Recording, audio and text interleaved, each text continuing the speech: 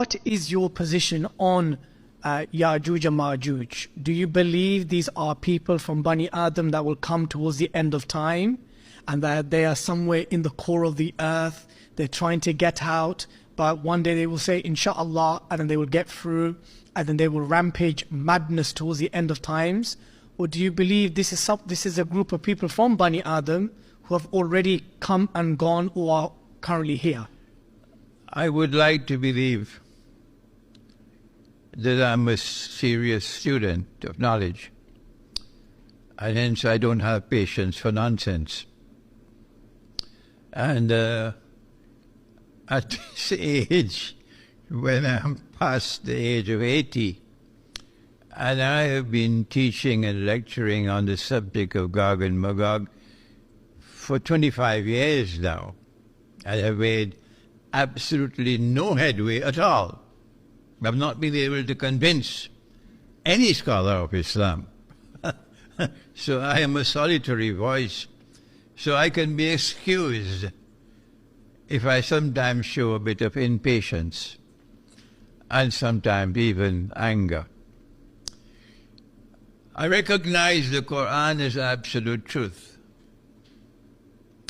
And so if I want to study Gog and Magog, I go to the Quran. And when I go to the Quran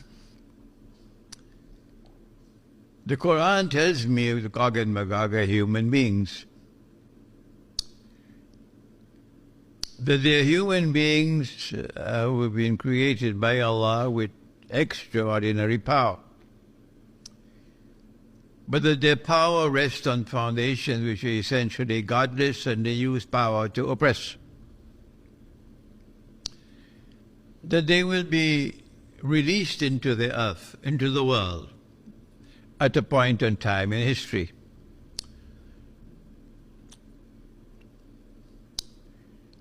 They were checkmated. That's the best word I can use. By Zulkarnain. And the world was safe from them. But that was thousands of years ago in Surah Al-Kahf of the Quran. But that one day they will be released.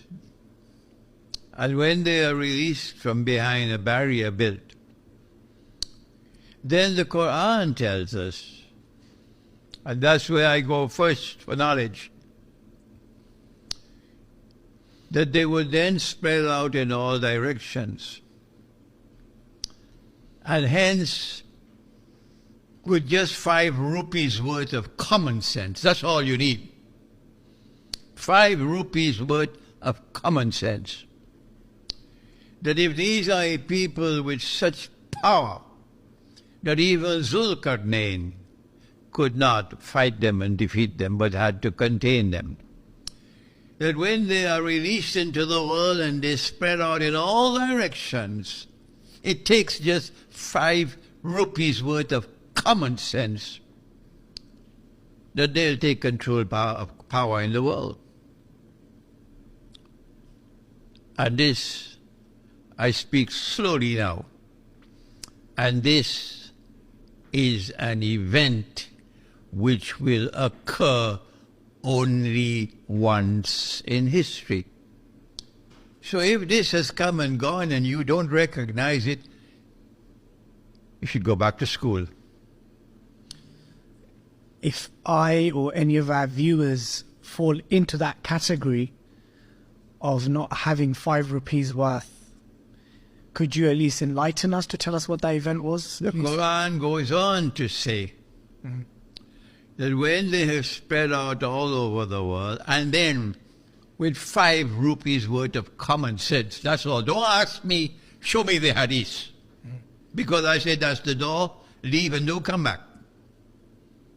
When they spread out all over the world and they take control of power in the world, the Quran tells us, this is the Quran speaking, that they will bring a people back to a town. A town had been destroyed by Allah. This is Surah Al-Anbiya of the Quran. The people have been expelled from that town. This is Surah Al-Anbiya of the Quran. Allah has placed a ban on them. They could never return to that town to reclaim it as their own. This is Surah Al-Anbiya of the Quran. They will never be able to return to that town until Gog and Magog have been released and are spread out all over the world. So which is that town? That's the question. Which town is it? Your Darul Uloom says you mustn't ask that question. But my model of scholarship is different. Which town is it? I must find out. And in order to find out which town is it, I have to search to see which town is connected with Gog and Magog. And when I do that, it's very plain and clear. Our Prophet, Allah's blessings be upon him, has said that Gog and Magog will be destroyed by Allah subhanahu wa ta'ala in Jerusalem. And so I say, you can say what you want. I say that the town is Jerusalem. I'm confident that I'm correct. And Dr. Muhammad Iqbal came to that same conclusion, and my own teacher, Maulana Dr. Muhammad Fadl Rahman Ansari, these were not schoolboys. These were real scholars. He also came to the conclusion that the town was Jerusalem, and I came to that conclusion. And hence the Quran is telling us, the Quran is telling us that Allah destroyed Jerusalem. The Quran is telling us that Allah expelled the Israelite people from Jerusalem. The Quran is telling us that Allah placed a ban on them, that they could never return to Jerusalem to reclaim it as their own until Gog and Magog have been released and they are spread out all over the world. And then with 5 rupees worth of common sense, they have taken control of power in the world. And as I said to you earlier, this is an event which will occur only once in history. And if it has come and gone and you cannot recognize it, then go back to school. So the Quran is telling us that when the Jews have been brought back to Jerusalem, after how long? 2,000 years. When the Jews have been brought back to Jerusalem to reclaim it as their own, which is at the heart of what is happening now in Gaza. Let me repeat that. Which is at the very heart of what is unfolding in Gaza.